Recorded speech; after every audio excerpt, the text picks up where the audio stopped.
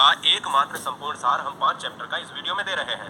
अभी तक वो चैप्टर आपने नहीं देखे होंगे यूट्यूब पर जो मैं इस वीडियो में पढ़ाने वाला हूँ, और डायरेक्ट टू डायरेक्ट यहाँ पर यहीं से क्वेश्चंस बन रहे हैं।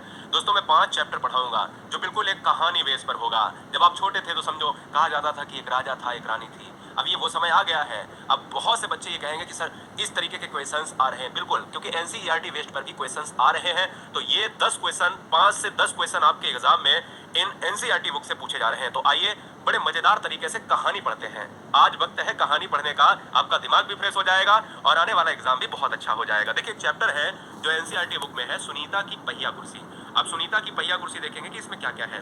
देखिए, चैप्टर जो है ना वो बड़ा मजेदार है। कहानी सुनो बहुत बहुत ध्यान से, कोई डिस्टर्बेंस नहीं होना चाहिए। सुनीता सुबह 7 बजे सोकर उठी। कुछ देर तो वह अपने बिस्तर पर ही बैठी रही। वह सोच रही थी कि आज उसे क्या क्या काम करने हैं। उसे याद आया कि आज तो बाजार जाना है। कभी कभी आप भी लोग सोचते होंगे कि अरे मुझे तो ये करना था। तो उसे भी याद आया कि आज तो बाजार जाना है। सोचते ही उसकी आंखों में चमक। उनके साथ सुना वो पहला रोमांटिक गाना, पहली बार वीकेंड को वेकेशन बनाना। आगे बढ़ते इंडिया की खुशियां और भी बढ़ी। ऑल्टो K10 के साथ इंडिया की चल पड़ी। India's highest selling car driven by over 45 lakh proud owners. मुझे तो ये करना था। तो उसे भी याद आया कि आज तो बाजार जाना है। सोचते ही उसकी आंखों में चमक आ गई। सुनीता आज पहली बार अकेले बाजार जाने वाली थी। अभी तक वो कभी पहली बार नहीं, यानी अकेले नहीं गई थी। हमेशा जब गई है तो वो साथों साथ किसी के साथ, किसी परिवारजन के साथ गई। उसने अपनी टांगों को हाथ से पकड़कर खींचा और उन्हें पलंग से नीचे की ओर लटकाया। फिर पलंग का सहारा लेती हुई अपनी पहिया कुर्सी तक बढ़ी। यानी अब आपको दिमाग में आया होगा कि टांगों को हाथ से पकड़कर क्यों खींचा, क्योंकि वो चल नहीं सकती है। ठीक है ना। सुनीता चलने फिरने के लिए पहिया कुर्सी की मदद लेती है। आज वह सभी काम फुर्ती से निपटाना चाहती थी। हालांकि कपड़े बदलना, जूते पहनना आदि उसके लिए कठिन काम है, पर अपने रोजाना के काम करने के लिए उसने स्वयं ही कई तरीके ढूंढ निकाले हैं। 8 बजे तक सुनीता नहा धोकर तैयार हो गई। अगर अब बात है बाजार जाने की, तो आगे देखिए क्या कहता है ये लेसन कि माँ ने मेज पर नाश्ता लगा दिया था सुनीता का। सुनीता अपनी व्हील चेयर की मदद से इस मेज पर आती है। माँ अचार की बोतल पकड़ाना सुनीता से ने कहा, यानी माँ अचार की बोतल पकड़ाना। ये देखिए, ये इंडिकेशन है कि माँ मैं नाश्ता करूंगी, जरा अचार की बोतल जो है यहाँ पर पकड़ा दीजिए। अलमारी में रखी है, ले लो, माँ ने रसोई घर से जवाब दिया। सुनीता खुद जाकर अचार ले आई। नाश्ता करते करते उसने पूछा, माँ बाजार से क्या लाना है? 1 किलो चीनी लानी है, पर क्या तुम अकेले संभाल लोगी? क्या तुम इस चीनी को ले आ पाओगी? तो कहती है सुनीता, क्या कहती है? पक्का। सुनीता ने मुस्कुराते हुए ऐसा कहा। सुनीता ने माँ से झोला और रुपए लिए अपनी पहिया कुर्सी पर बैठकर वह बाजार की ओर चल दी। सुनीता को सड़क की जिंदगी देखने में मजा आता है, क्योंकि आज छुट्टी है, इसलिए हर जगह बच्चे खेलते हुए दिखाई दे रहे हैं। सुनीता थोड़ी देर रुककर उन्हें रस्सी कूदते, गेंद खेलते देखती रही। वह थोड़ी उदास हो गई। वह भी उन बच्चों के साथ खेलना चाहती थी। खेल के मैदान में उसे एक लड़की दिखी जिसकी माँ उसे वापस लेने के लिए आई थी। दोनों एक दूसरे को टुकुर टुकुर देखने लगे। यानी एक मैदान था, वहां पर कुछ बच्चे खेल रहे थे। उनमें से एक माँ अपने बच्चे को बुलाने आई। उसी समय सुनीता गुजर रही थी और सुनीता का सामना इस महिला से होता है, तो वो दोनों आपस में टुकुर टुकुर देखने लगते हैं। फिर सुनीता को एक लड़का दिखा। उस बच्चे को बहुत सारे बच्चे छोटू छोटू बुलाकर चिढ़ा रहे थे, है ना। तो ये जितने भी हैं, ये चिढ़ा रहे थे इस बच्चे को कि भाई ए छोटू इधर आ, ए छोटू उधर जा। उस लड़के का कद बाकी बच्चों से बहुत छोटा था, बिल्कुल आपको दिख रहा होगा। सुनीता को यह सब बिल्कुल अच्छा नहीं लगा।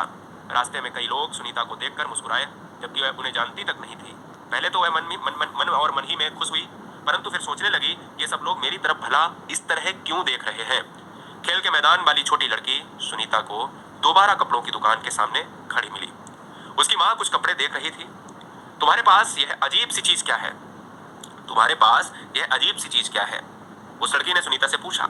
इसने इससे पूछा कि तुम्हारे पास यह अजीब सी चीज क्या है? ये तो बस एक, सुनीता जवाब देने लगी कि परंतु उस लड़की की, यानी यह तो बस एक डॉट डॉट। सुनीता जवाब देने लगी, परंतु उस लड़की की माँ ने गुस्से में आकर लड़की को सुनीता से दूर हटा लिया। कहा चलो घर, है ना। इस तरीके से क्या बात कर रही है उससे, समझ में आया?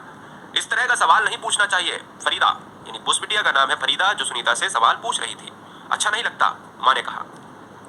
मैं दूसरे बच्चों से अलग नहीं हूँ, सुनीता ने दुखी होकर कहा। उसे फरीदा की माँ का व्यवहार समझ में नहीं आया। अंत में सुनीता बाजार पहुंच गई। दुकान में घुसने के लिए उसे सीढ़ियों पर चढ़ना था। उसके लिए यह कर पाना बहुत मुश्किल था। आसपास के सब लोग जल्दी में थे, किसी ने उसकी तरफ ध्यान नहीं दिया।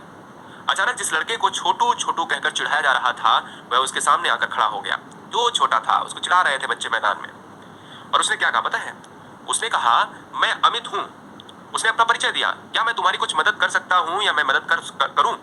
मेरा नाम सुनीता है, ऐसे सुनीता ने कहा। सुनीता ने राहत की सांस ली और मुस्कुराकर बोली, पीछे के पैडल को पैर से जरा दबाओगे, यानी उसकी व्हील चेयर को। अब देखिए यहाँ पर अगर आप चित्र में देखोगे तो इस पैडल को दबा रहा है। क्या आप मेरी मदद इस तरीके से करोगे? अमित से कहा।